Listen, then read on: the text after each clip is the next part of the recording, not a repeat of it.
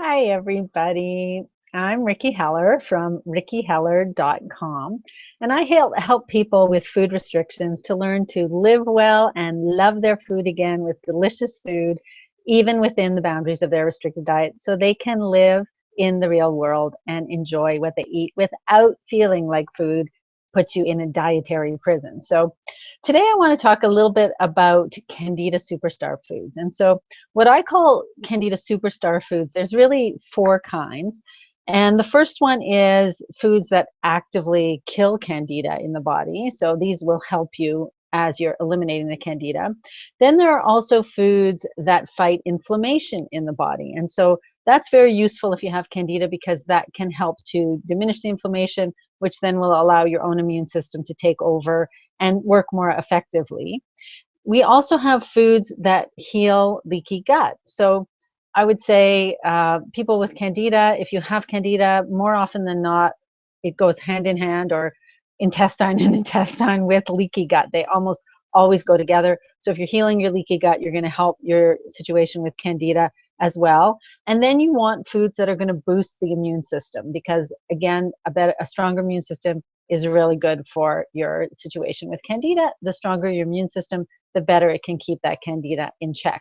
And then I'm going to add an honorable mention, and those are sort of anti-allergen foods because you don't, again, it's all about the immune system. You don't want to be putting a strain on your immune system. If you're eating foods that are triggering sensitivities or allergies, then you're going to have trouble there too. So I've got 5 categories of foods, and what I decided to do is kind of like a little series on YouTube. So this is number 1 in my series. I know it's not, Mad Men or Battlestar Galactica, but it's my series and it is mine. So here's number 1 in our series. So today I want to talk about Candida superstar foods that kill Candida. That's something you want to kill. Although, as you've probably heard before, you can never kill all of the Candida in your body because you do need some. But we want to kill the excess. We want to bring those levels down back to their normal levels, and we want to convert all that bad fungal form to the benign yeast form. We want to help to reduce the excess Candida. So basically, there are 3 foods, and there are more than 3, but there are 3 that I'm going to talk about today that I eat regularly that I think are probably the top 3 that you can be eating to help along your battle against Candida. And of course, for a lot of people, you're still going to need to take antifungals. Some of you may need to take prescription antifungals, but it's just really nice to know that the food you eat on a daily basis and that tastes good and that nourishes you can also contribute to that fight against Candida. So the first food is coconut. And I have to say, it took me a while to come around to loving coconut. I didn't love it as a kid. I certainly took a while to come to love it as an adult. But now I do have coconut, and particularly coconut oil, pretty much every day. So coconut oil contains 2 key compounds that are essential in the battle against Candida. You're probably familiar with caprylic acid, which is a component of coconut oil. But there's also another part called lauric acid. And lauric acid is converted in the body into monolaurin. And it's the monolaurin that actually is a very potent antifungal. And apparently 50% of the coconut oil is comprised of lauric acid. So eating pure coconut oil, as long as it's virgin, organic coconut oil, cold pressed is what you want to aim for. That's going to be really, really helpful in your battle against Candida. You want to be sure, as I said, to get organic, but just use that coconut oil anywhere you can. And some people suggest up to 2 tablespoons a day. I do want to just say, well, 2 things. One of the benefits of coconut oil is that it's a medium chain fatty acid. So it is a saturated fat, but because it's a medium chain fatty acid, it's actually directed right into the liver and used as energy. It's not stored as fat the way other saturated fats are. So for that reason, it's considered to be really good for your immune system. It's really good for heart health. It's good for many things. And it doesn't put a strain on the digestive system the same way that maybe some other saturated fats would. That said, I do know that some people have issues consuming too much fat, or they have issues metabolizing fat if they have weakness in the liver or fatty liver or something like that. And for me, for instance, I know if I have just a little bit too much fat in my diet, I just don't feel well. So for me, it's a matter of balancing that coconut oil. And if that's you too, what you can do is simply continue to use coconut oil, but just take a little bit less. Or you also want to support the liver as you're eating fats. So any bitter leafy greens like dandelion, arugula, rapini, radicchio, those are really good for promoting bile production, which can then help the liver do its job to digest those fats. And also anything else that's going to support the liver, like dandelion tea, that kind of thing. So that's what you want to do. The other thing, so when you're eating this coconut oil, I never managed to enjoy eating straight fat. It just kind of grosses me out. So I'm not one of those people that's going to take a spoonful of coconut oil and just eat it, though I know many people who do, up to 2 tablespoons a day. So if that's you and you're okay with that, go ahead and eat your coconut oil straight. And that's just, think of it as medicine, eat it, it's done for the day. What I do is I try to use coconut oil in my cooking and food as much as I possibly can. So some people cook exclusively with coconut oil. I do use olive oil every now and again, but coconut oil is my number one. Saute with it. Put it in my delicious black bean fudge, which is an anti-candida treat you can have. And I will link the recipe down below or up above. You can add it to smoothies. You can add it to baked goods. Use it instead of other oils or instead of butter in your baked goods. So there's lots of ways to incorporate coconut oil. And don't forget that coconut itself contains some oil. So it's best if you can get the oil straight, but coconut is good too. Okay, number 2 food that I think of as my top anti-candida fighters is garlic.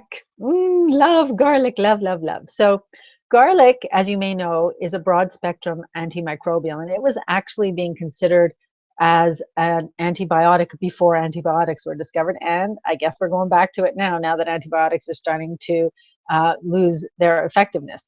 So it will kill bacteria, but it will also kill fungi and other germs and organisms. It's wonderful that way, particularly raw garlic. So you want to have the raw garlic because the allicin compound, which is what is the antifungal, antibacterial fighter, is really potent when it's raw. So it loses a lot of its potency when it's cooked. Doesn't mean you can't cook with it, but you should try to eat it raw. So think of it as sort of like miso, where you would add it after the cooking was done and when you're no longer continuing to cook something. So what I'll do is I'll grate up some garlic and I'll add it to a stew after it's finished cooking. Or I will literally grate garlic on top of my salad, kind of the way you would Parmesan cheese, and then I'll mix it in and I'll eat it raw. I will put a raw garlic clove into my green juice, and you don't really taste it in your juice, but it adds those allicin compounds. And if you're really brave, just mince it up, put on a cracker, and pop it in your mouth. It'll burn for a little while, but if you're tough, you can get through it. So garlic is great. And I would say, again, try to have garlic every day. So for me, coconut oil, garlic, those are pretty much daily consumption. The third one, I wouldn't say it's controversial, but there's just not a lot out there about this. And so you may have come across the third food, which is rutabaga, as being a potent antifungal. There's 1 or 2 websites that talk about that.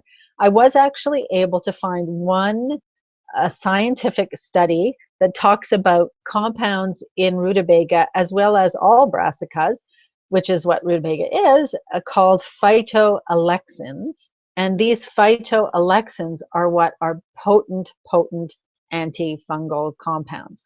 So one of the reviews I read where someone was talking about his experience with rutabaga on his blog, this guy said that he had eaten a little bit of rutabaga and had a powerful detox reaction or die-off reaction. It was so potent. I did not experience that at all.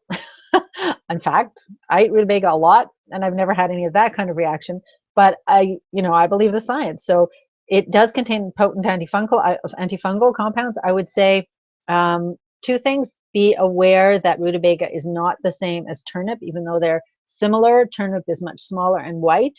Rutabaga is much larger and has like a light yellow interior flesh. So you want to be sure you get the rutabaga. And you also want to be sure that you start slowly, just in case you do have that kind of strong reaction. So as I said, I didn't, but you might. So I didn't mention with garlic, but I'll talk about garlic and rutabaga, how to incorporate these in your food. So garlic, I told you some of the things I do. Those aren't exactly recipes, but I've also got a great recipe for pesto, a garlic pesto that you can use, or any pesto will contain garlic. Raw salad dressings will contain garlic. When it comes to rutabaga, I would say my absolute favorite recipe for rutabaga is my rutabaga hash browns, again, which you'll find there.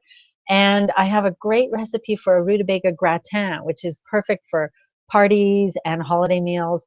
But you know, you can just literally dice it up small cubes because you want to keep them small so that it'll cook up faster. Put them in stews, put them in soups, or just eat them on their own, steam or roast rutabaga.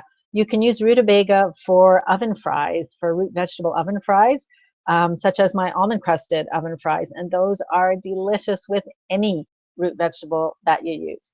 So I hope that those give you an idea and that you will start to incorporate the coconut oil, the garlic, the rutabaga in your daily meals and your daily food, because that can really help along with the fight against candida, and it can help to enhance the effect of your other antifungals, either supplements or prescription drugs.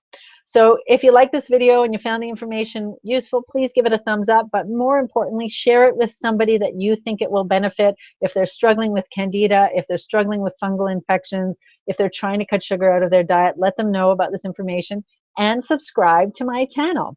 Okay, everybody, it's a beautiful summer day. I'm going to head outside, and I hope you guys have a wonderful day too. See you in the next video. Bye.